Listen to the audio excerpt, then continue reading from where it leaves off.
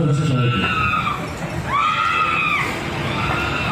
দুর্গালোকের বিজয় উৎসব আমাদের এই বিজয়ের মাসে অন্তত পক্ষে এক মিনিটের জন্য আমাকে মঞ্চের দিকে যে সম্মানিত করা হলো, আপনারা যারা উপস্থিত আছেন সবাইকে অনেক অনেক ভালোবাসা এবং বিজয় দিবসের শুভেচ্ছা।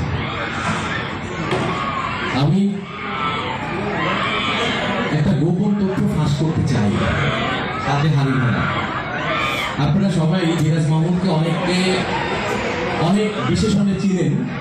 সে একজন নাট্যকার, একজন লেখক, একজন অভিনেতা, একজন নির্দেশক। আমি তাকে যেভাবে চিনি সেটা সে একজন প্রেমিক। সে এত ভালো প্রেমিক, প্রেম তার জীবন থেকে চলে গেছে 47 বছর আগে। তারপর সেই প্রেমকে সে কল্পনা করে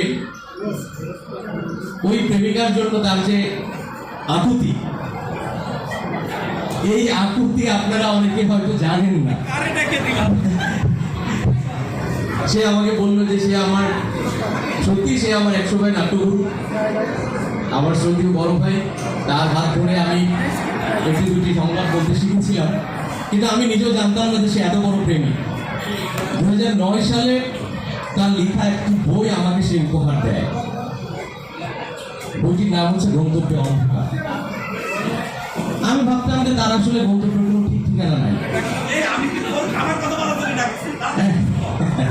তো এই বইটা পড়তে পড়তে আমার মনের মধ্যে একটা কবিতা খুব গেঁথে যায়, ধীরাজ মাহমুদের লেখা। আজকে এই জন্যই এই কথাটা বলছি যে আমাকে সম্মানিত করার পেছনে সবচেয়ে বড় অবদান হচ্ছে এই ভদ্রলোকের। আপনারা যারা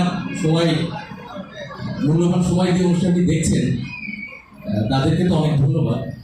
পোলাও মাংস খাবার পরে আসলে ডাল ভাত আর চলে না। আমাদের দুই বন্ধু যত সুন্দর গান করলেন, ওইটা আসলে পোলাও মাংসের মতো। এখন আমি ডাল ভাত দিতে পারবো না, তবে আমি একটু সালাদ দেওয়ার ট্রাই করি।